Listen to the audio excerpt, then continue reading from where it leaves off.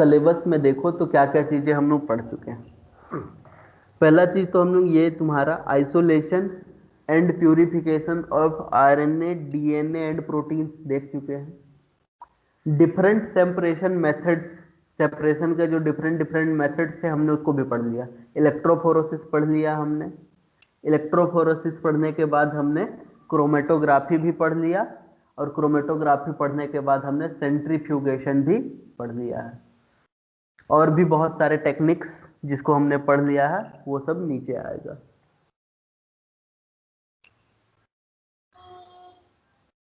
अब ये जो चीजें हैं वो सब बची हुई हैं यहाँ से।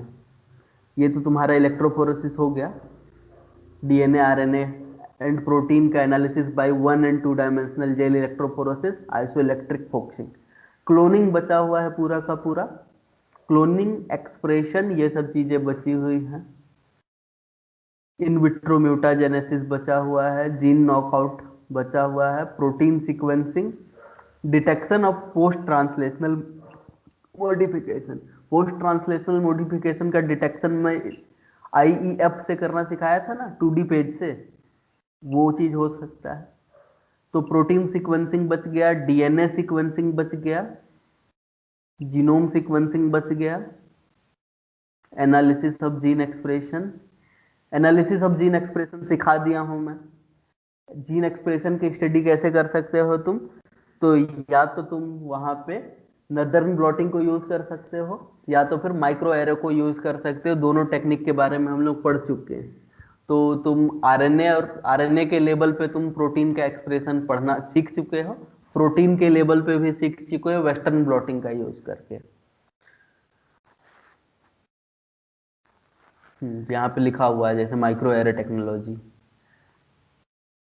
यहाँ से कुल मिला के क्या बचता है, क्लोनिंग बच जाता है, क्लोनिंग के बाद डीएनए और प्रोटीन की सीक्वेंसिंग बच जाता है, और फिर तुम्हारा आरएफएलपी एएफएलपी ये सब बच जाता है, मतलब मॉलिक्यूलर मार्कर बच जाता है। यहाँ पे 3-4 टॉपिक बच गया। बाकी टेक्निक्स जैसे एलाइजर या ये सब तो पढ़ेंगे हम लोग।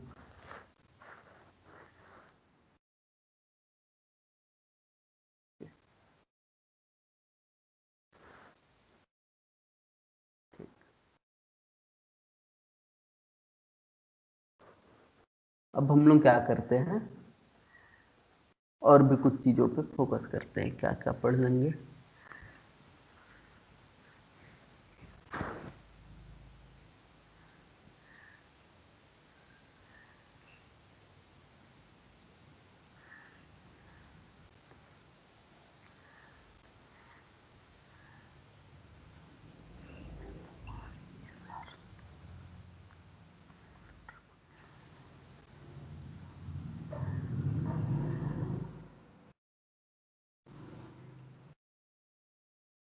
चलो तो फिर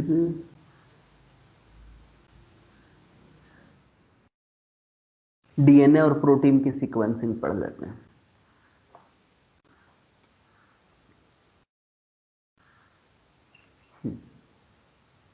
चलो नेक्स्ट टॉपिक डालो, डीएनए सीक्वेंसिंग।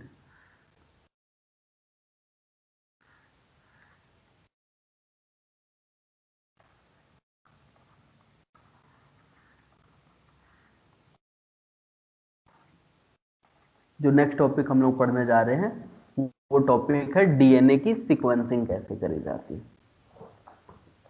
अब डीएनए सीक्वेंसिंग का मतलब क्या होता है, डिटर्मिनेशन ऑफ न्यूक्लियोटाइड सीक्वेंस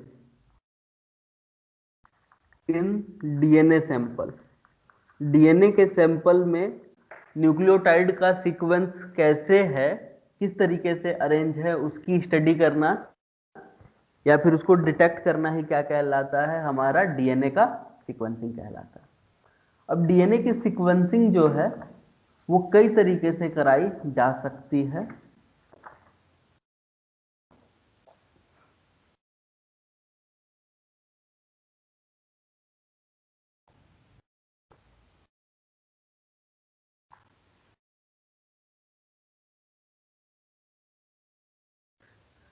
तो डीएनए का सीक्वेंसिंग जब हम लोग कर रहे होते हैं तो डीएनए की सीक्वेंसिंग करने का दो तरीका हो सकता है हम लोग को पास।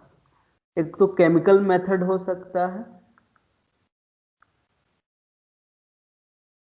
और एक एंजाइमेटिक मेथड हो सकता है। केमिकल मेथड में हम लोग केमिकल्स का यूज करके डीएनए का सीक्वेंस डिटरमाइन करते हैं, जबकि एंजाइमेटिक मेथड में हम लोग पॉलीमरेज डीएनए पॉलीमरेज एंजाइम का यूज करते हैं ताकि हम लोग सीक्वेंस को डिटरमाइन कर सके। अब अगर हमको डीएनए का सीक्वेंसिंग करना है केमिकल मेथड से, तो केमिकल मेथड से डीएनए की सीक्वेंसिंग का तो जो तरीका बताया था उसको जिन साइंटिस्ट ने बताया था उनका नाम था मैक्सन एंड गिलबर्ट। तो डीएनए की सीक्वेंसिंग का केमिकल वाला जो मेथड है वो मैक्सन एंड गिलबर्ट के द्वारा बताया गया था, और जो एंजाइमेटिक मेथड है उसको सेंगर नाम के एक साइंटिस्ट ने बताया था। तो chemical method of the DNA sequencing is known as Maxson and Gilbert sequencing, जबकि enzymatic method of the DNA sequencing is known as Sanger sequencing। अब तुमको इसी के बारे में स्टडी करना है कि कैसे हम लोग डीएनए की सीक्वेंसिंग कर सकते हैं। तो सबसे पहले हम लोग क्या करते हैं, हम लोग केमिकल मेथड के बारे में पढ़ते हैं।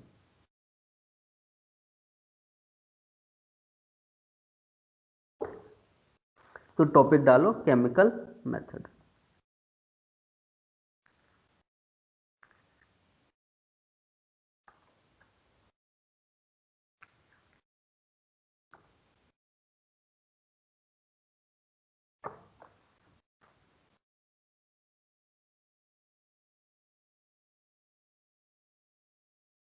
एक और तरीका है जिसको पायरो सीक्वेंसिंग कहा जाता है।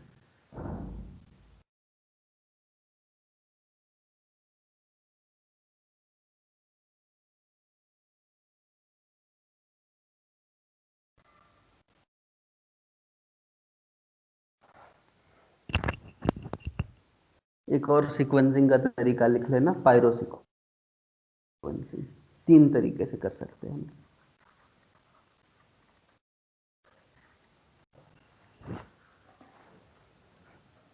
Chemical method, enzymatic method and pyrosequencing. तो पहले हम लोग केमिकल मेथड के बारे में पढ़ते हैं, जिसको मैक्सन एंड गिलबर्ट सीक्वेंसिंग भी कहा जाता है।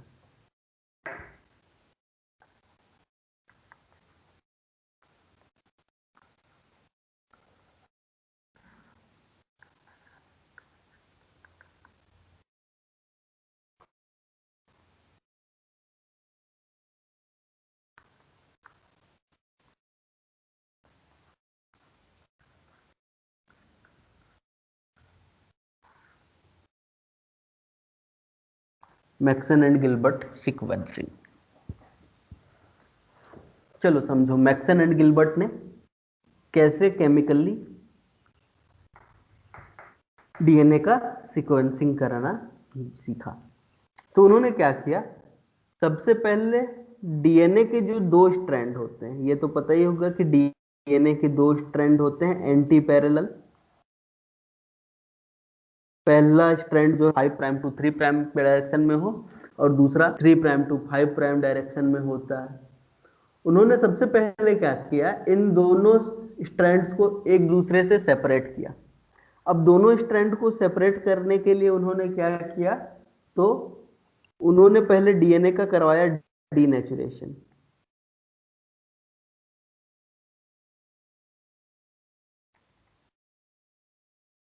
डीएनए का डीनेचुरेशन है। अब डीएनए का डीनेचुरेशन के लिए हम लोग क्या क्या चीजें यूज कर सकते हैं, थोड़ा सा बताओ तो मेरे को।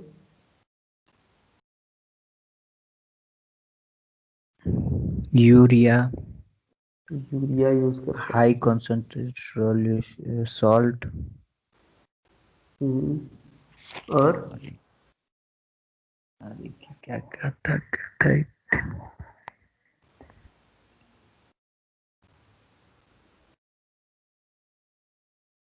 सर पीएच और टेम्परेचर pH और टेम्परेचर भी यूज कर सकते हैं, और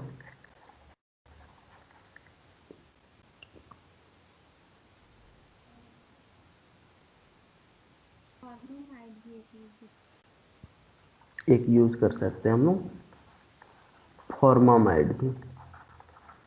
और जैसे ही तुम क्या करोगे, डीनेचुरेशन करोगे, दोनों के दोनों स्ट्रैंड्स एक दूसरे से क्या हो जाएंगे, अलग हो जाएंगे।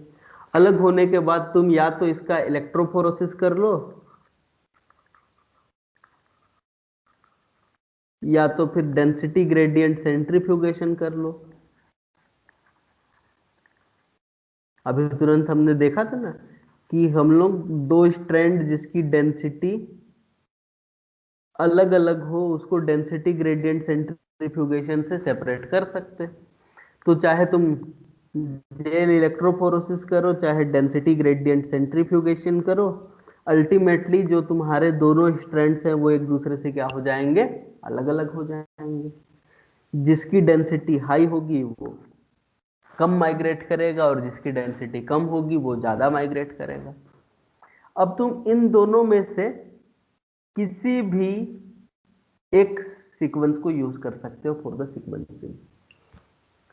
तो सीक्वेंसिंग करने के लिए तुमको क्या करना पड़ेगा, इनमें से किसी भी एक सीक्वेंस को यूज कर लो। मान लो हम लोग यहाँ पे एच वाले सीक्वेंस को यूज कर रहे हैं, तो तुमने क्या किया, यहां से इसको कट करके एच वाला सीक्वेंस निकाल लिया।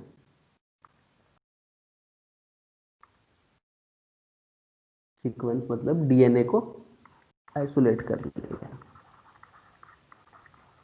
अब देखो, पहली बात तो ये समझो कि मैं एक स्ट्रैंड दिखा रहा हूं, इसका मतलब एक ही स्ट्रैंड हम लोग यूज कर रहे हैं, ऐसा नहीं है।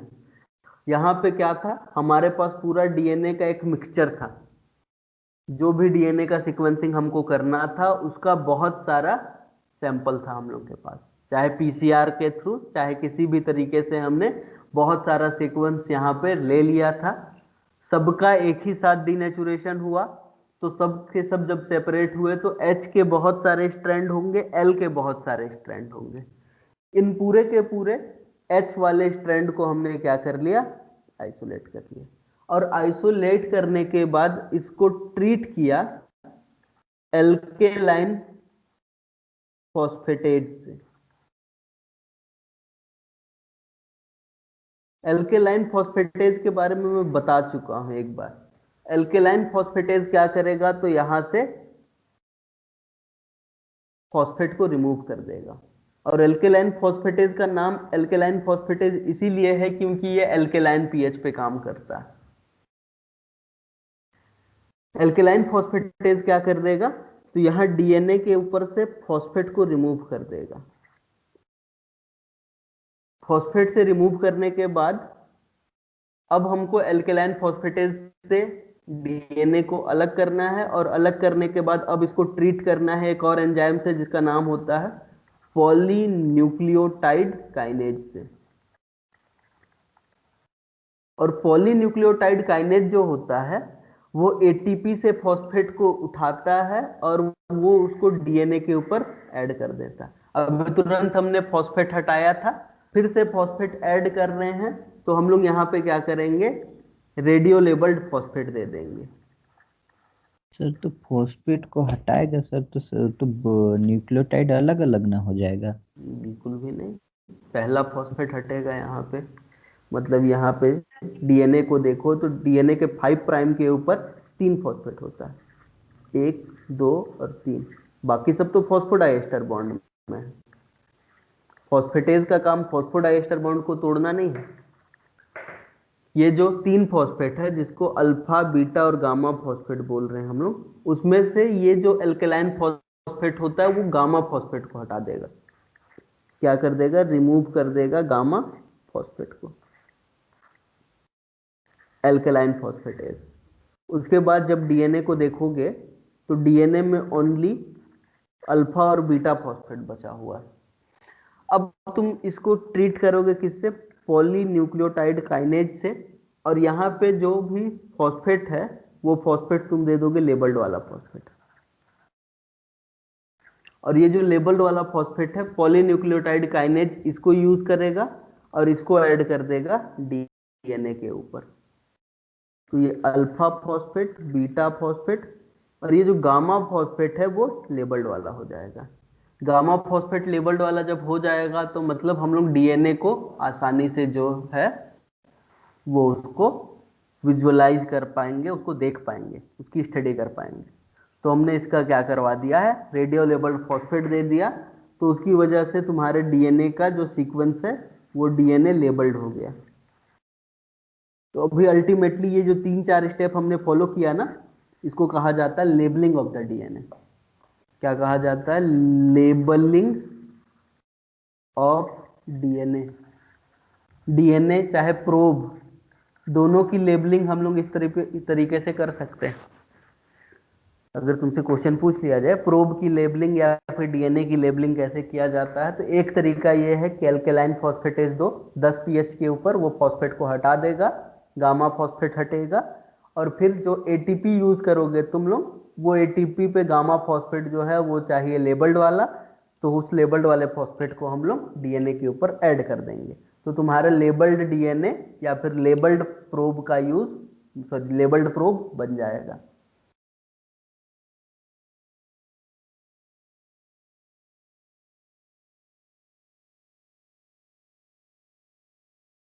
ठीक है, तो ये पॉलीन्यूक्लियोटाइड काइनेज हो गया जो लेबलिंग के लिए यूज किया जा सकता है। अब कहानी में थोड़ा सा आगे बढ़ते हैं। अब हमारे पास बहुत सारे लेबल्ड डीएनए हैं, एक ही नहीं, हम लोग दिखा एक ही पा रहे हैं, लेकिन ऐसे ही हजारों डीएनए होंगे, हजारों लाखों डीएनए होंगे। अब ये जो डीएनए लेबल्ड है इसको 4 ग्रुप्स में बांट दो। कितने ग्रुप में बांट दो? 4 ग्रुप में।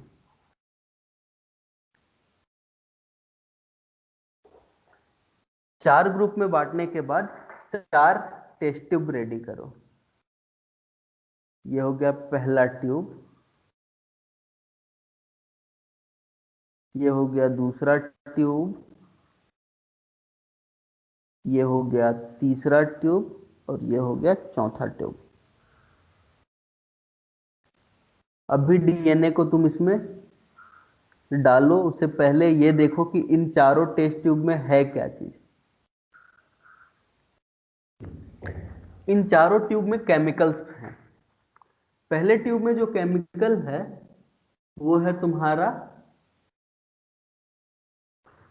Di methyl sulphate.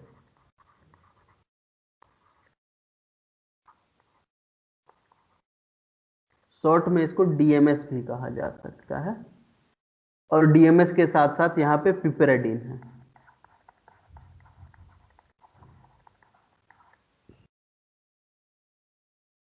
पिपेराडीन तो हमने हर एक ट्यूब में रखा हुआ है, तो हम लोग पिपेराडीन सब जगह पे लिख देते हैं।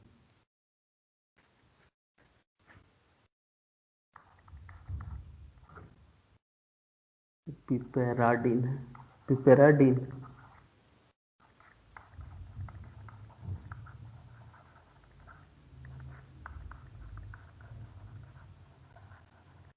पिपेराडीन हमने हर एक सैंपल में रखा हुआ है, लेकिन पहले ट्यूब में पिपेराडीन के साथ हमने क्या मिलाया? डाइमिथाइल सल्फेट मिला दिया, डीएमएस।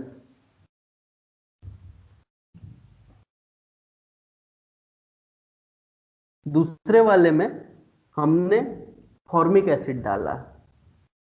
दूसरे वाले सैंपल में हमने दूसरे वाले ट्यूब में फॉर्मिक एसिड डाला है पिपेराडीन के साथ।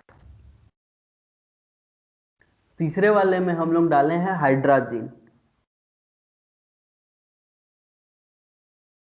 और चौथे वाले में हमने हाइड्राजीन के साथ साथ NaCl डाला है। तो ये 4 जो केमिकल्स हैं अलग अलग, उन केमिकल्स का यूज कर रहे हैं हम लोग। पहले हम लोगों ने डाइमिथाइल सल्फेट यूज किया, फिर फॉर्मिक एसिड यूज किया, फिर हाइड्राजीन यूज किया, फिर हाइड्राजीन के साथ साथ NaCl यूज किया है हमने। 4 अलग अलग तरीके के केमिकल्स, पिपेराडीन सब में कॉमन। अब होता क्या है, देखो, ये जो डाइमिथाइल सल्फेट होता है वो एक केमिकल है। ये केमिकल क्या करेगा? ये केमिकल ग्वानिन का मिथाइलेशन करवा देगा, डाई मिथाइल सल्फेट। तो ये ग्वानिन का मिथाइलेशन करा देगा, ग्वानिन का मॉडिफिकेशन करा देगा। और जैसे ही ग्वानिन का मॉडिफिकेशन होगा, यहाँ पे जो पिपेरिडीन है वो फॉस्फोडाइस्टर बॉन्ड को तोड़ देगा। तो पिपेरिडीन का काम यहाँ पे समझ लो, पिपेरिडीन फॉस्फोडाइस्टर बॉन्ड को तोड़ता है, लेकिन कब? जब वहां पे जो न्यूक्लियोटाइड्स होते हैं उनको मॉडिफाई कर दिया जाए तब।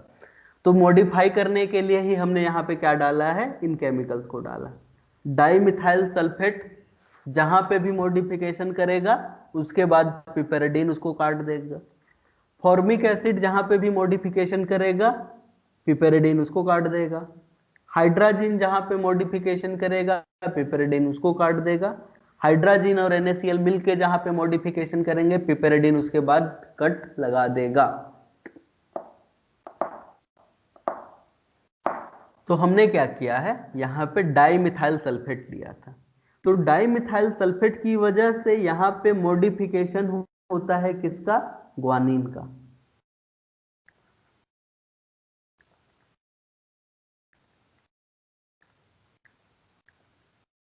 और जैसे ही ग्वानिन का मॉडिफिकेशन होगा पिपेरिडीन क्या कर देगा, कट लगा देगा। तो जिस ट्यूब में डाइमिथाइल सल्फेट और पिपेरिडीन है वहां पे क्लीवेज किसके पास होगा, क्लीवेज होगा हमेशा आफ्टर ग्वानिन। ये चीज समझ लो कि जहां पे भी डाइमिथाइल सल्फेट और पिपेरिडीन है वहां पे मॉडिफिकेशन होता है ग्वानिन का और कट लगता है ग्वानिन के बाद। उसके बाद जहां पे फॉर्मिक एसिड और पिपेरिडीन है तो यहां पे प्यूरिन्स का क्या हो जाएगा, प्यूरिन्स पे मॉडिफिकेशन होगा। अब प्यूरिन्स कौन कौन होते हैं, प्यूरिन में एडेनिन और ग्वानिन दोनों आते हैं। अब प्यूरिन्स पे मॉडिफिकेशन होगा तो एडेनिन एंड ग्वानिन दोनों के बाद क्या देखने को मिलेगा, क्लीवेज देखने को मिलेगा। तो यहां पे क्लीवेज किसके बाद हो रहा है, एडेनिन और ग्वानिन दोनों के बाद हो रहा है। तो जहां पे फॉर्मिक एसिड है वहां पे डीएनए किसके बाद कटता है, एडेनिन और ग्वानिन के बाद कटता है। उसके बाद यहां पे जो हाइड्राजीन होता है, हाइड्राजीन पिरिमिडीन्स के रिंग को मॉडिफाई करता है।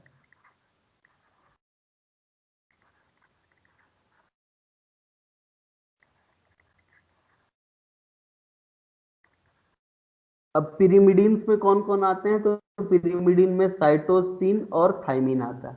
तो जैसे ही पिरिमिडीन का मॉडिफिकेशन होगा क्लीवेज किसके बाद देखने को मिलेगा, तो क्लीवेज देखने को मिलेगा साइटोसिन और थाइमिन के बाद। लेकिन सेम यही हाइड्राजीन जब हम लोग NaCl के साथ यूज करते हैं तो ये हाइड्राजीन NaCl के साथ मिलके ओनली साइटोसिन के साथ रिएक्ट करता है।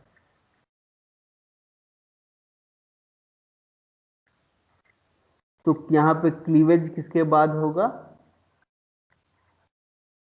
क्लीवेज होगा तुम्हारे साइटोसिन के बाद। तो यही चीज हम लोग को बस ध्यान रखना है, बाकी सीक्वेंसिंग तो आसानी से हो जाता है।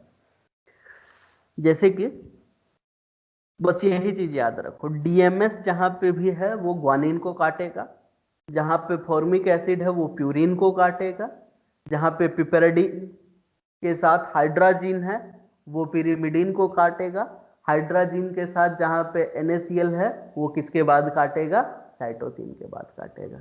अब इसका यूज हम लोग कैसे कर सकते हैं,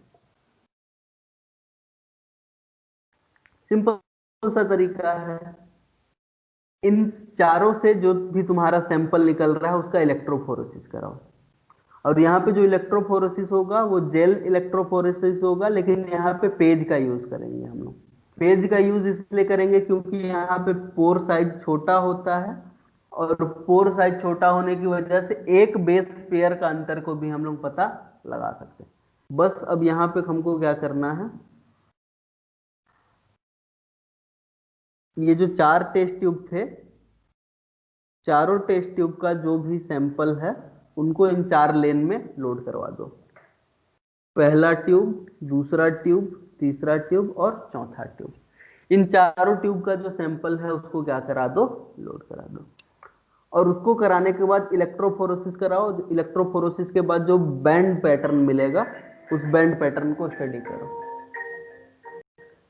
चलो सीखते हैं इन बैंड पैटर्न को कैसे स्टडी किया जाता है। मान लो कि यहाँ पे 2 बैंड मिला है, ये 2 बैंड हो गए,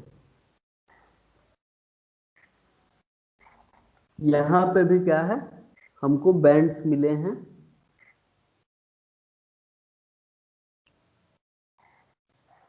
5 बैंड दूसरे वाले ट्यूब से। तीसरे वाले ट्यूब से हमको क्या है, 4 बैंड मिला है, जबकि चौथे वाले ट्यूब से ओनली 2 ही बैंड मिले हैं। अब इसका यूज कैसे कर सकते हैं हम लोग, ये पता करने के लिए कि कौन सा सीक्वेंस होगा डीएनए का। तो हमेशा जब भी इस टाइप का तुमको इलेक्ट्रोफोरेसिस पैटर्न मिले, हमेशा डीएनए जो है वो नीचे से पढ़ा जाएगा। मतलब जो सबसे नीचे सीक्वेंस होगा वो 5 प्राइम पे होगा और जो सबसे ऊपर सीक्वेंस होगा वो 3 प्राइम पे देखने को मिलेगा। ठीक, तो ये चीज समझो। अब देखो सिंपल सिंपल सा चीज समझने जाओ। पहले वाले जो ट्यूब था उसमें कट किसके बाद लगा था, ग्वानिन के बाद लगा था। दूसरे वाले ट्यूब में एडेनिन और ग्वानिन दोनों के बाद लगा था। तीसरे वाले में साइटोसिन और थाइमिन दोनों के बाद लगा था। और चौथे वाले में कट किसके बाद लगा था, साइटोसिन के बाद लगा था।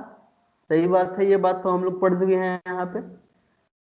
मतलब यहाँ पे जो बैंड दिख रहा है वो बैंड तभी बना होगा जब पहले वाले में ग्वानिन के बाद कट लगा होगा। दूसरे वाले बैंड तभी बना होगा जब एडेनिन और ग्वानिन दोनों के बाद कट लगा होगा। तीसरे वाले में बैंड तभी बना होगा जब साइटोसिन और थाइमिन दोनों में कट लगा होगा। और चौथे वाले में बैंड तभी बना होगा जब साइटोसिन के बाद कट लगा होगा। अब देखो सबसे नीचे जो बैंड मिल रहा है वो फर्स्ट और सेकंड दोनों में कॉमन है, दिख रहा है। फर्स्ट और सेकंड दोनों में सेम लंबाई का बैंड मिला है तुमको। अब फर्स्ट में जी है और सेकंड में भी जी, दोनों कॉमन है, दोनों में जी कॉमन है, दोनों में बैंड मिल रहा है। मतलब जाहिर सी बात है ये कौन सा न्यूक्लियोटाइड होगा, ग्वानिन होगा। अब उससे ऊपर जो बैंड मिल रहा है वो मिल रहा है सेकंड वाले में, लेकिन फर्स्ट वाले में वो बैंड एब्सेंट है। अब जी अगर होता, जी के बाद कट लगा होता तो बैंड यहाँ पे भी मिलना चाहिए था, लेकिन यहाँ पे बैंड मिला नहीं है। ओनली यहाँ पे बैंड मिला है, कॉमन क्या नहीं है, एडेनिन कॉमन नहीं है, तो सेकेंड न्यूक्लियोटाइड जो है वो एडेनिन ही होगा। फिर थर्ड में देखो तो थर्ड में ये दोनों बैंड निकल के आ रहे हैं। अब इन दोनों में कॉमन क्या है, साइटोसिन है, तो साइटोसिन तुम्हारा बैंड हो गया। फिर चौथा बैंड जो है वो ये निकल के आ रहा है, दोनों कॉमन है। कॉमन क्या है यहाँ पे, साइटोसिन है। अब यहाँ पे देखो ये बैंड मिला, ये किसी में नहीं मिल रहा है, यहाँ पे देखने को मिल रहा है। अब यहाँ पे कॉमन क्या नहीं है, थाइमिन कॉमन नहीं है, तो ये थाइमिन का सीक्वेंस है। फिर ये बैंड मिला है, एडेनिन का सीक्वेंस होगा। ये बैंड है, ये एडेनिन का होगा। ये दोनों कॉमन बैंड मिले, मतलब ये ग्वानिन का सीक्वेंस होगा। और यहाँ पे बैंड मिला हमको, वो थाइमिन का बैंड होगा। समझ में आ रहा है बात, कैसे सीक्वेंसिंग किया हमने। तो हम लोग नीचे से ऊपर की तरफ बैंड देखते जाएंगे। और हम लोग इतना श्योर होके कैसे बोल रहे हैं कि ये ग्वानिन का ही होगा, अगर ग्वानिन के बाद कट नहीं लगा होता तो ये बैंड ही कहाँ मिलता हम लोग को। और सबसे ज्यादा माइग्रेट किया है, मतलब सबसे छोटा तो यही है। और ये जो सबसे कम माइग्रेट किया है वो सबसे बड़ा होगा। और बड़ा तभी होगा जब लास्ट न्यूक्लियोटाइड जो है वो थाइमिन के बाद कट लगेगा। समझ में आ रहा है। तो पहला वाला जो न्यूक्लियोटाइड है वो है ग्वानिन। ग्वानिन के बाद ही कट लग गया। अब इस चीज को समझ भी सकते हो तुम लोग। मान लो ग्वानिन के बाद ही कट लग गया तो ग्वानिन है सबसे छोटा, वो मूव करके सबसे नीचे जाएगा। ठीक, उसके बाद अगर एडेनिन पे कट लग गया तो एडेनिन जो है, एडेनिन के बाद कट लगा तो एडेनिन और ग्वानिन बैंड थोड़ा सा ऊपर मिलेगा। ठीक, उसके बाद साइटोसिन के साथ कट लगा तो ग्वानिन, एडेनिन और साइटोसिन बैंड थोड़ा सा और ऊपर मिलेगा, 3 बेस पेयर का बैंड मिलेगा। फिर से साइटोसिन के बाद कट लगा तो फिर 4 बेस पेयर का बैंड मिलेगा। थायमिन के बाद कट लगा तो 5 बेस पेयर पे बैंड मिलेगा। फिर एडेनिन पे कट लगा तो फिर यहाँ पे बैंड मिलेगा, यहाँ पे बैंड मिलेगा। ऐसे ही बैंड की लंबाई जो है वो इंक्रीज होते चली जा रही है, और इस तरीके से तुम चाहो तो सीक्वेंस आराम से पता लगा सकते हो। बस तुमको केमिकल का नाम याद रखना है। डाई मिथाइल सल्फेट जो है वो ग्वानिन के बाद कट लगाएगा। फॉर्मिक एसिड जो है वो प्यूरिन के बाद कट लगाएगा। जो तुम्हारा हाइड्राजीन है वो पिरिमिडीन के साथ पिरिमिडीन के बाद कट लगवाने में हेल्प करवाएगा। कट लगाएगा पिपेरेडिन, मैं बोल रहा हूँ कट लगेगा, लेकिन कट लगाने का काम पिपेरेडिन का होगा। वो लोग मॉडिफिकेशन करेंगे, रिएक्शन करेंगे, ठीक। तो तुम्हारा डाइमिथाइल सल्फेट ग्वानिन का मॉडिफिकेशन किया, पिपेरेडिन उसके बाद काट दिया। फॉर्मिक एसिड प्यूरिन के साथ रिएक्शन किया तो तुम्हारा जो पिपेरेडिन है वो प्यूरिन के बाद काट दिया। हाइड्राजीन जो है वो पिरिमिडीन के साथ इंटरेक्शन किया तो पिपेरेडिन ने पिरिमिडीन के बाद कट लगा दिया। हाइड्राजीन और NaCl साइटोसिन का मॉडिफिकेशन या फिर साइटोसिन के साथ रिएक्ट करते हैं तो पिपेरेडिन जो है वो साइटोसिन के बाद कट लगा दिया। इस तरीके से तुमको एक बैंड पैटर्न मिलेगा, और उस बैंड पैटर्न को नीचे से ऊपर की तरफ स्टडी करते हुए जाओगे तो तुमको क्या मिल जाएगा, सीक्वेंस मिल जाएगा। तो चलो मैं तुमको एक क्वेश्चन देता हूँ, उस क्वेश्चन को तुम मेरे को सॉल्व करके सीक्वेंस बता दो। समझ में आ गया होगा तो तुम सर लोग। इससे तो मतलब छोटे बेस पेयर का ही वो हो पाएगा ना। हाँ, तो हम लोग क्या करते थे पहले सीक्वेंसिंग के लिए, 2-2 3-3 फीट लंबा जेल बनाते थे। 2-2 3-3 फीट लंबा जेल बनाने के बाद उसमें लोड करते थे और उसका इलेक्ट्रोफोरेसिस करके उसकी स्टडी करते थे। तो 2-2 3-3 फीट जब लंबा हम लोग जेल बनाते थे तो हम लोग लगभग वही 200-300 बेस पेयर का सीक्वेंसिंग कर पाते थे। उससे ज़्यादा का सीक्वेंसिंग तो आज भी जब हम लोग को करना होता है तो हम लोग पहले डीएनए को छोटे छोटे फ्रेगमेंट में तोड़ देते हैं, उसके बाद ही सीक्वेंसिंग करते हैं। एक ही बार में तुम चाहोगे कि जीनोमिक डीएनए की सीक्वेंसिंग हो जाए तो नहीं हो सकता, आज भी संभव नहीं है। पहले भी यही चीज होता था, डीएनए को छोटे छोटे फ्रेगमेंट में तोड़ लिया जाता था, उसके बाद सीक्वेंसिंग करी जाती थी। तो चलो एक तुमको पैटर्न देते हैं बैंडिंग का, और उसके बाद तुम मेरे को बताओ कि सीक्वेंस क्या होगा। ये पहला टेस्ट ट्यूब, ये दूसरा टेस्ट ट्यूब, ये तीसरा टेस्ट ट्यूब, ये चौथा टेस्ट ट्यूब का रिजल्ट है।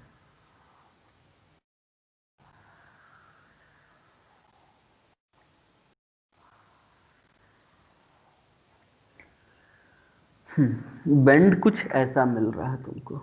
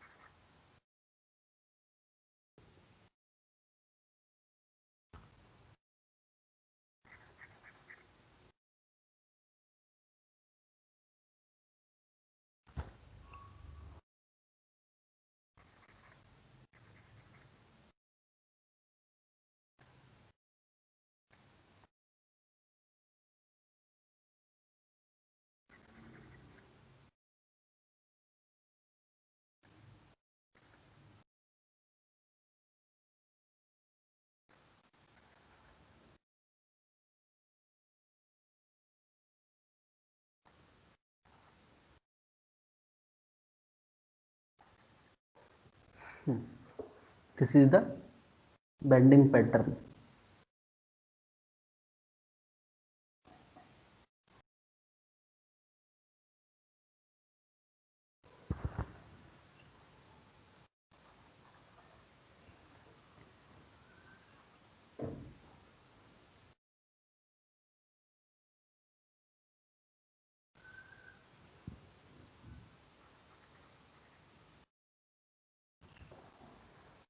अगर बेंडिंग पैटर्न समझ में नहीं आ रहा होगा तो मैं लाइन लगा दे रहा हूँ।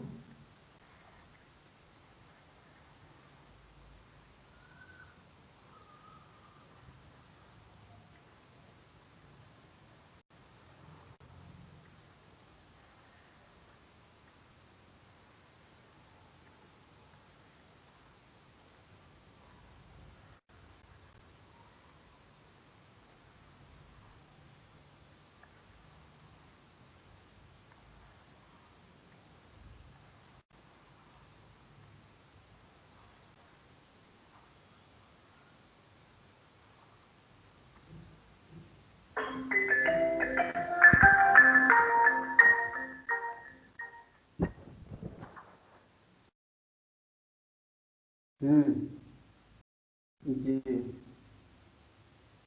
पढ़ा रहा था, बताओ।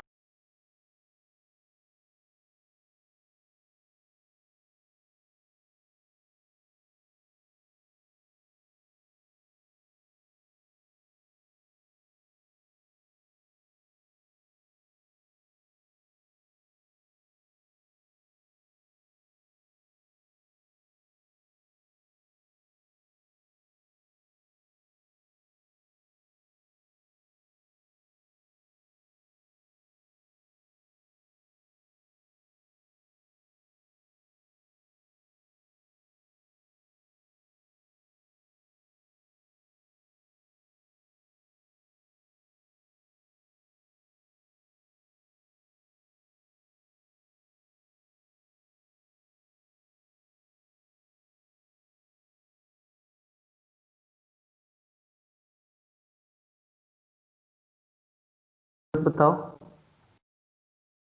निकल गया सीक्वेंस? Yes sir. क्या आया? फर्स्ट में ए आएगा,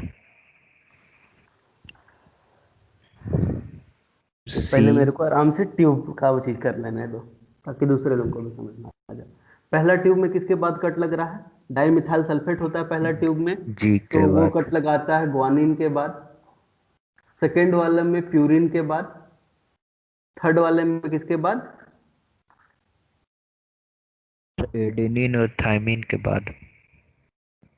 साइटोसिन और थायमिन के बाद। और हाँ यहाँ सर। पे साइटोसिन के बाद। यहाँ पे एडेनिन और ग्वानिन के बाद, मतलब प्यूरिन के बाद कट लगता है। अब 5 प्राइम टू 3 प्राइम वाला सीक्वेंस मिलाना स्टार्ट करो। अब पहला बैंड तुमको मिल रहा है यहाँ पे। अभी देखो यहाँ पे बैंड मिल रहा है, यहाँ पे भी बैंड मिलता तो ग्वानिन होता, लेकिन ओनली यहाँ पे बैंड मिल रहा है, मतलब ये क्या, कौन सा सीक्वेंस है? एडेनिन का सीक्वेंस है।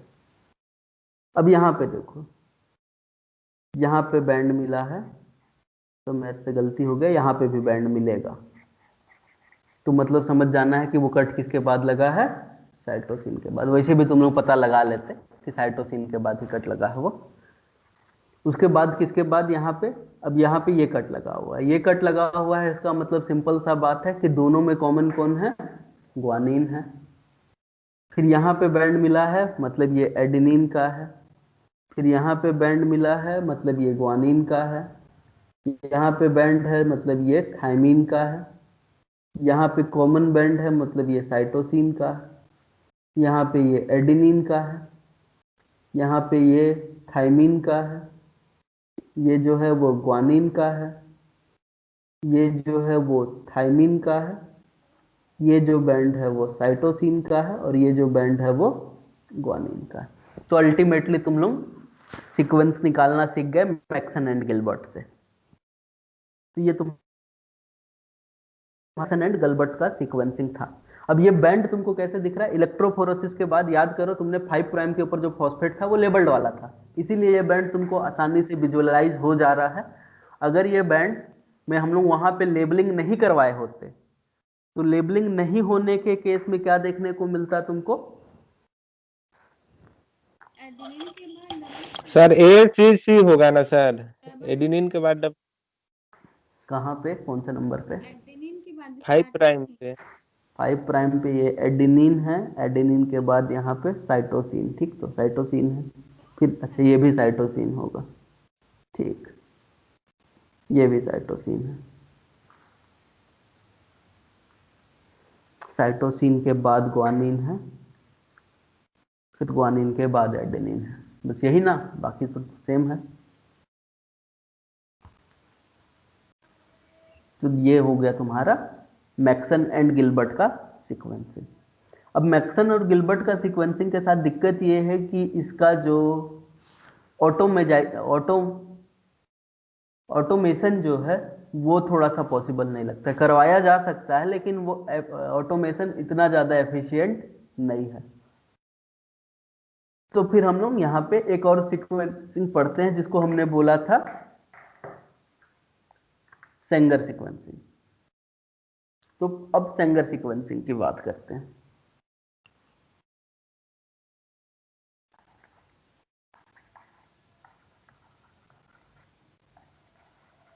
सेंगर सीक्वेंसिंग को एंजाइमेटिक सीक्वेंसिंग भी बोलते हैं हम लोग।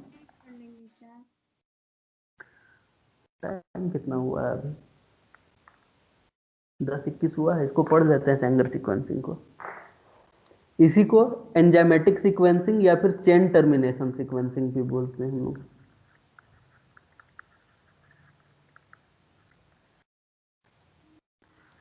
को सेंगर सीक्वेंसिंग, एंजाइमेटिक सीक्वेंसिंग या फिर चेन टर्मिनेशन सीक्वेंसिंग भी कहा जाता है। अब सेंगर नाम के साइंटिस्ट ने खोजा था, इसीलिए Sengar sequencing. DNA polymerase enzyme का यूज होता है, इसीलिए एंजाइमेटिक सीक्वेंसिंग। और चेन टर्मिनेशन नाम का एक फिनोमिनन यहाँ पे काम कर रहा होता है, इसीलिए इसको चेन टर्मिनेशन सीक्वेंसिंग भी कहा जाता है। इसको रेप्लिकेटिव मेथड भी कहा जाता है। क्या कहा जाता है इसको? रेप्लिकेटिव मेथड भी कहा जाता है। मतलब यहाँ पे रेप्लिकेशन भी हो रहा होता है। अब इसके लिए तुम लोगों को रेप्लिकेशन का एक चीज याद होना पड़ेगा। तुमको पता है कि रेप्लिकेशन कौन से ओरिएंटेशन में होता है? 5 प्राइम टू 3 प्राइम ओरिएंटेशन में रेप्लिकेशन हो रहा होता है। और रेप्लिकेशन के लिए ये जरूरी है कि 3 प्राइम पे जो हाइड्रोक्सी ग्रुप है वो फ्री रहे। क्या रहे? 3 प्राइम पे हाइड्रोक्सी ग्रुप रहेगा, तभी नए न्यूक्लियोटाइड आके ऐड हो सकते हैं। अगर 3 प्राइम के ऊपर से हाइड्रोक्सी ग्रुप को हटा दिया जाए तो रेप्लिकेशन आगे नहीं चल सकता। तो जब हम लोग को क्या करना है, डीएनए का सीक्वेंसिंग करना है, तो पहले तुम डीएनए का एक सिंगल स्ट्रैंडेड सीक्वेंस को ले लोगे। तो ये रहा तुम्हारा सिंगल स्ट्रैंडेड डीएनए। अब इस सिंगल स्ट्रैंडेड डीएनए का सीक्वेंसिंग जब तुमको करना है तो एंजाइमेटिक मेथड है, रेप्लिकेशन होना है। रेप्लिकेशन के लिए प्राइमर की जरूरत पड़ती है। प्राइमर कहां से लाओगे? तो प्राइमर लाने का सिंपल सा तरीका है कि तुम एक काम करो, टीडीटी एंजाइम यूज करो। टीडीटी किसको बोलते हैं हम लोग? टर्मिनल डीऑक्सी ट्रांसफरेज नाम का एंजाइम होता है एक, जिसके बारे में हम लोग पढ़े हैं कहीं कहीं पे। अब ये जो टीडीटी होता है वो टेम्पलेट इंडिपेंडेंट पॉलीमरेज होता है। और यहाँ पे टीडीटी को ओनली और ओनली सी दे दो। क्या दे दो? सीटीपी दे दो, साइटोसिन ट्राइफॉस्फेट दे दो। तो वो क्या करेगा, इस सिंगल स्ट्रैंडेड डीएनए के 3 प्राइम के ऊपर ऐड करता जाएगा cytosine cytosine cytosine cytosine cytosine cytosine. 3 prime पे साइटोसिन इसलिए ऐड हो रहा है क्योंकि तुम्हारा टीडीटी यूज किया, और टीडीटी जो है वो सीटीपी को यूज करेगा और साइटोसिन को 3 प्राइम के ऊपर ऐड करता जाएगा। अब हम लोग क्या कर सकते हैं? पॉली जी वाला प्राइमर यूज कर सकते हैं। तो अब यहां से अगर तुमको सीक्वेंसिंग करना है तो सीक्वेंसिंग के लिए क्या क्या चीजें चाहिए होगा, तो देख लो। सीक्वेंसिंग के लिए तो सबसे पहले चाहिए तुमको प्राइमर। प्राइमर जाके सीसीसी के सामने जीजीजी वाला प्राइमर ले लो, 3 प्राइम के ऊपर बाइंड करेगा तुम्हारा प्राइमर। प्राइमर के बाद डीएनए पॉलीमरेज ले लो। डीएनए पॉलीमरेज के साथ साथ मैग्नीशियम चाहिए ही होगा, क्योंकि मैग्नीशियम कोफैक्टर के तरीके से काम करता है।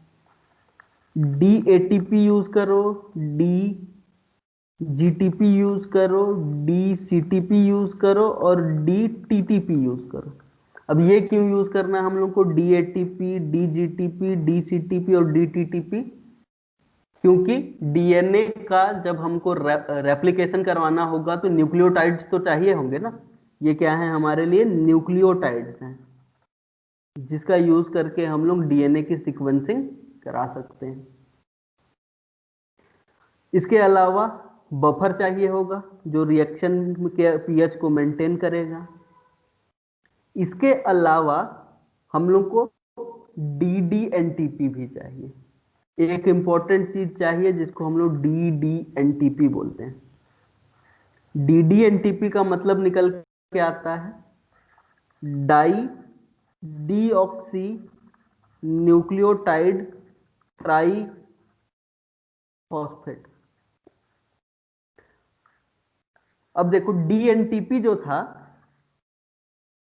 डीएनटीपी में क्या होता है, 2 प्राइम का हाइड्रोक्सी एब्सेंट होता है, लेकिन 3 प्राइम पे हाइड्रोक्सी प्रेजेंट होता है। जो डीएनटीपी होता है उस डीएनटीपी में 2 प्राइम पे हाइड्रोक्सी ग्रुप एब्सेंट होता है, 3 प्राइम पे हाइड्रोक्सी ग्रुप प्रेजेंट होता है। इसी 3 प्राइम हाइड्रोक्सी ग्रुप का यूज करके हम लोग डीएनए का रेप्लिकेशन करवा सकते हैं। लेकिन डीडीएनटीपी को देखो, डीएनटीपी का फुल फॉर्म क्या निकल के आता है, डीएनटीपी का फुल फॉर्म निकल के आता है डीऑक्सी न्यूक्लियोटाइड ट्राइफॉस्फेट। डीऑक्सी मतलब कि 2 प्राइम पे ऑक्सीजन गायब हो जाता है। डीडीएनटीपी मतलब डाई डीऑक्सी मतलब दोनों के दोनों ऑक्सीजन यहाँ पे एब्सेंट हो जाएंगे। तो यहाँ पे ना तो 2 प्राइम पे हाइड्रोक्सी है ना तो 3 प्राइम पे हाइड्रोक्सी है, मतलब 2 एंड 3 प्राइम पे हाइड्रोक्सी जो होता है वो एब्सेंट हो जाता है। अब जहां पे भी डीडीएनटीपी आएगा 3 प्राइम हाइड्रोक्सी मिलेगा नहीं, और जैसे ही 3 प्राइम हाइड्रोक्सी एब्सेंट रहेगा रेप्लिकेशन उससे आगे नहीं चल सकता है। रेप्लिकेशन आगे नहीं चलेगा तो चेन जो है वो वहीं पे टर्मिनेट हो जाएगा। इसीलिए इस टर्मिनेशन मेथड को क्या कहा जाता है, चेन टर्मिनेशन मेथड कहा जाता है। तो यहाँ सर पे एक बार फिर से। डीएनटीपी और डीडीएनटीपी जो होता है उसको हम लोग 10:1 के रेशियो में लेते हैं। एक बार फिर सर से समझ लो, डीडीएनटीपी को एक बार फिर से बताइए ना। बता रहा हूं। याद करो जब रेप्लिकेशन हम लोग पढ़ते थे तो रेप्लिकेशन में क्या बोलते थे कि राइबोज शुगर पे 5 प्राइम पे क्या जुड़ा होता है, फॉस्फेट जुड़ा होता है, और जो 3 प्राइम होता है 3 प्राइम के ऊपर हाइड्रोक्सी होता है, 2 प्राइम के ऊपर हाइड्रोजन होता है, और फर्स्ट प्राइम के साथ साथ नाइट्रोजिनस बेस जुड़ा हुआ होता है। इस चीज को हम लोग पढ़े हैं जब रेप्लिकेशन पढ़ रहे थे, तो पढ़े हैं।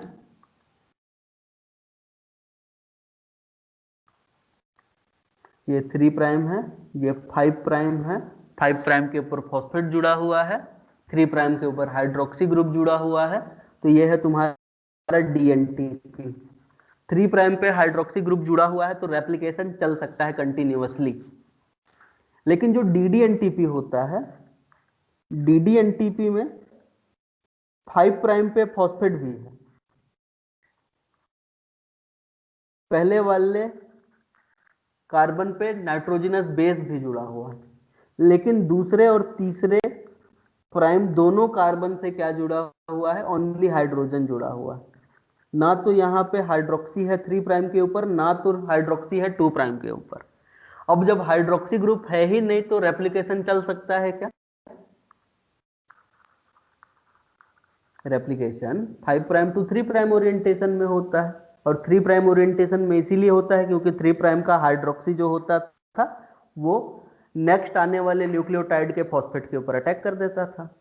जैसे ही न्यूक्लियोटाइड के ऊपर अटैक होता था वैसे ही वो न्यूक्लियोटाइड वहां पे जुड़ जाता था, बीटा और गामा फॉस्फेट वहां से रिमूव हो जाते थे पायरोफॉस्फेट के रूप में। लेकिन जब डीडीएनटीपी होता है तो डीडीएनटीपी में हाइड्रोक्सी ग्रुप होता ही नहीं है, ना तो 2 प्राइम के ऊपर ना तो 3 प्राइम के ऊपर। तो जैसे ही अब देखो फॉस्फेट है तो फॉस्फेट की वजह से ये डीएनए में तो इनकॉर्पोरेट किया जा सकता है, लेकिन इसके आगे रेप्लिकेशन नहीं चल सकता है। रेप्लिकेशन वहीं पे खत्म हो जाएगा, चेन टर्मिनेट हो जाएगा। इसीलिए इसको चेन टर्मिनेशन मेथड कहा जाता है। अब यहाँ पे जो डीएनटीपी है और डीडीएनटीपी है उसको 10:1 के रेशियो में लेंगे। 10:1 के रेशियो में लेने का अभिप्राय या फिर मतलब ये है कि मैक्सिमम चांस तो ये है कि डीएनए में जब रेप्लिकेशन हो रहा हो तो डीएनटीपी जुड़े, लेकिन कभी कभी डीडीएनटीपी जुड़ जाएगा, और डीडीएनटीपी जैसे ही जुड़ेगा वैसे ही वहां से रेप्लिकेशन जो है वो बंद कर दिया जाएगा। और रेप्लिकेशन जैसे ही बंद कर दिया जाएगा वहां पे क्या हो जाना है, तुम्हारा रेप्लिकेशन रुक जाना। अब देखो सेंगर सीक्वेंसिंग इसका यूज कैसे करता है बहुत अच्छे से। फिर से 4 टेस्ट ट्यूब लो, फिर से क्या लो, 4 टेस्ट ट्यूब लो।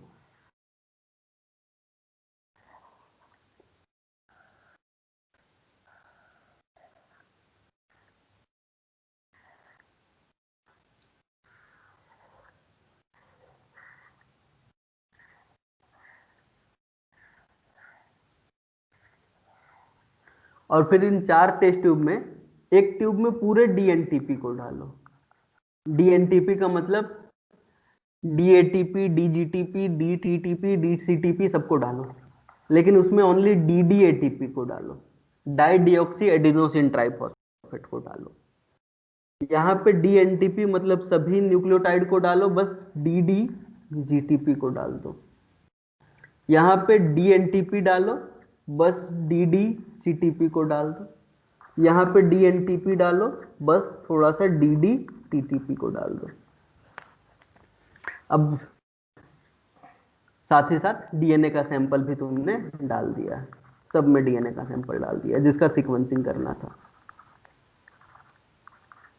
बाकी प्राइमर, बफर, ये सब चीजें भी तुमने क्या कर दिया है, इसके अंदर ऐड कर दिया।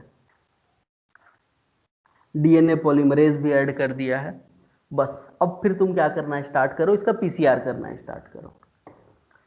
जब तुम इसका पीसीआर करना स्टार्ट करोगे तो याद करो, अभी तुरंत ये हमने डीएनए लिया है जिसके 3 प्राइम के ऊपर क्या है, साइटोसिन ऐड करवा दिया था हमने प्राइमर ऐड किया। Primer guanine guanine guanine guanine guanine guanine वाला था। प्राइमर का काम यही होता है कि वो 3 प्राइम पे हाइड्रोक्सी ग्रुप प्रदान करे। हाइड्रोक्सी ग्रुप का काम क्या होता है कि जैसे ही डीएनटीपी आए, डीएनटीपी मतलब 3 फॉस्फेट को लेके कोई एक सुगर आए जिसके साथ नाइट्रोजनस बेस है, तो ये 3 प्राइम का हाइड्रोक्सी क्या करता था, अल्फा फॉस्फेट के ऊपर अटैक कर देता था। 3 प्राइम का हाइड्रोक्सी क्या करता था, अल्फा फॉस्फेट के ऊपर अटैक कर देता था, जिसके कारण ये बीटा और गामा फॉस्फेट यहां से रिमूव हो जाते थे और ये बेस जो है वो जुड़ जाता था किसके साथ, डीएनए के साथ, प्राइमर के साथ। फिर उसके बाद ये जो शुगर है उसका 3 प्राइम हाइड्रोक्सी खाली होता था। नया आने वाला जो न्यूक्लियोटाइड है वो फिर 3 फॉस्फेट को लेके आता था। रेप्लिकेशन में ये चीज हम लोग देखे हैं जिसके ऊपर शुगर है और नाइट्रोजनस बेस है। फिर ये वाला जो हाइड्रोक्सी है वो अल्फा फॉस्फेट के ऊपर अटैक कर देगा, ये उसके साथ जुड़ जाएगा, शुगर के साथ फिर 3 प्राइम हाइड्रोक्सी खाली। तो जब तक 3 प्राइम पे हाइड्रोक्सी है तब तक रेप्लिकेशन चलता रहता है। जब तक 3 प्राइम पे हाइड्रोक्सी ग्रुप होगा तब तक रेप्लिकेशन चलता रहेगा। लेकिन अचानक से क्या हुआ, रेप्लिकेशन चल रहा था, 3 फॉस्फेट वाला न्यूक्लियोटाइड आया, लेकिन ये साहब के पास ये डीडीएनटीपी है, इसके पास 3 प्राइम पे हाइड्रोक्सी ग्रुप है ही नहीं। तो ये 3 प्राइम का हाइड्रोक्सी इसके फॉस्फेट के ऊपर अटैक करेगा, ये डीडीएनटीपी तो डीएनए में जुड़ जाएगा, लेकिन अब इससे आगे रेप्लिकेशन नहीं चल पाएगा। क्यों नहीं चल पाएगा, क्योंकि यहाँ पे 3 प्राइम हाइड्रोक्सी एब्सेंट है, और 3 प्राइम हाइड्रोक्सी एब्सेंट होने का मतलब रेप्लिकेशन इससे आगे नहीं कराया जा सकता। अब यहाँ पे अगर डीडीएटीपी होगा तो रेप्लिकेशन किसके बाद बंद हो जाएगा, रेप्लिकेशन यहाँ पे एडिनिन के बाद बंद हो जाएगा। यहाँ पे डीडीजीटीपी है तो रेप्लिकेशन जो है वो ग्वानिन के बाद बंद हो जाएगा। यहाँ पे डीडीसीटीपी है तो रेप्लिकेशन साइटोसिन के बाद बंद हो जाएगा, और अगर डीडीटीटीपी है तो रेप्लिकेशन थायमिन के बाद बंद हो जाएगा। सही है, ये चीज हम लोग रेप्लिकेशन से इसको रिलेट कर रहे हैं, रेप्लिकेशन में तुम लोगों को पढ़ा चुका हूं। इसीलिए डीएनटीपी जब तक रहेगा तो 3 प्राइम पे हाइड्रोक्सी रहेगा, रेप्लिकेशन चलता रहेगा। लेकिन गलती से अगर डीडीएनटीपी आ गया तो डीडीएनटीपी के पास 3 प्राइम हाइड्रोक्सी एब्सेंट होता है, और 3 प्राइम हाइड्रोक्सी एब्सेंट होने का मतलब रेप्लिकेशन चल ही नहीं सकता। गलती से 2 प्राइम से रेप्लिकेशन चलवा भी सकते थे हम लोग, लेकिन 2 प्राइम पे भी हाइड्रोक्सी नहीं है डीडीएनटीपी में, तो रेप्लिकेशन किसी भी कंडीशन में आगे नहीं बढ़ पाएगा। किसी भी कंडीशन में रेप्लिकेशन जो है वो खत्म हो जाएगा। समझ में आया कहानी?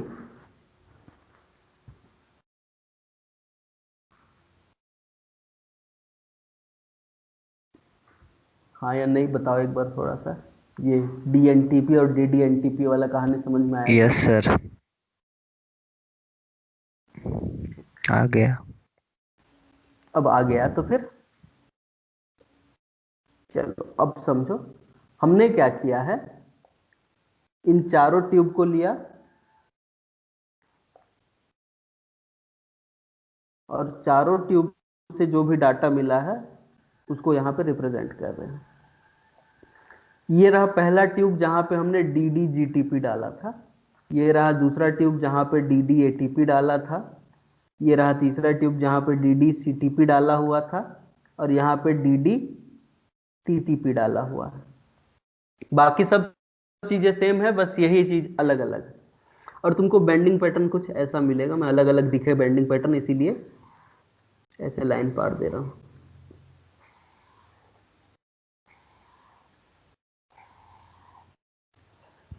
और बेंडिंग पैटर्न तुमको कुछ ऐसा मिला।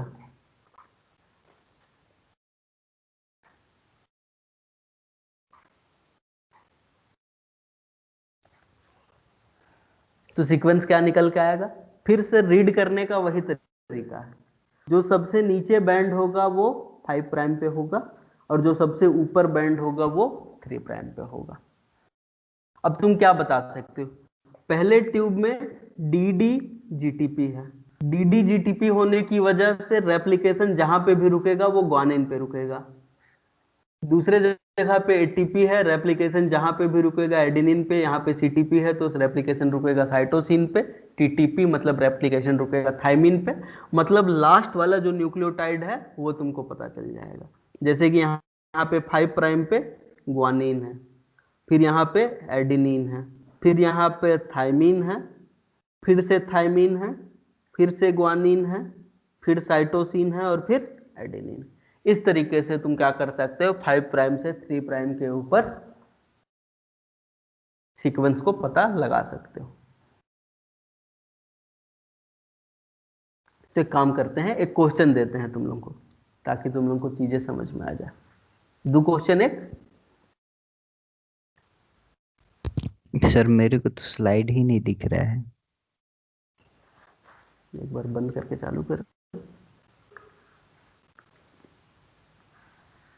सर थोड़ा सा स्लाइड को ऊपर कर दीजिए एक बार, थोड़ा सा।